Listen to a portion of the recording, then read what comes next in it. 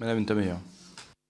Oui, merci beaucoup, Monsieur le Président. Merci, Madame la rapporteure, pour l'exposé très clair que vous avez fait de ce texte de loi qui, c'est clair, fait l'objet d'une double unanimité, je dirais. Une unanimité sur le caractère nécessaire, mais une unanimité aussi sur le caractère insuffisant.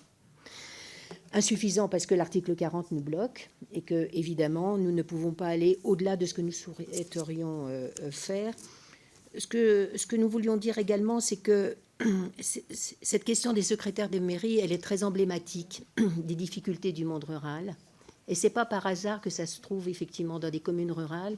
Nous voyons le dépérissement, finalement, en quelque sorte, le manque d'attention porté à des secrétaires de mairie pendant des années.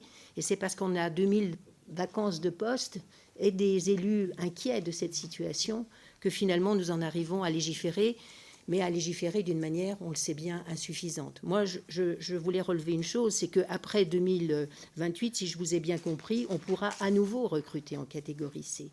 Or, en catégorie C, ça n'est pas du tout adapté, aux exigences qui s'imposent à des agents de communes rurales. Et plus la commune est petite, plus la personne est isolée, et plus c'est difficile pour elle, et plus la responsabilité est grande.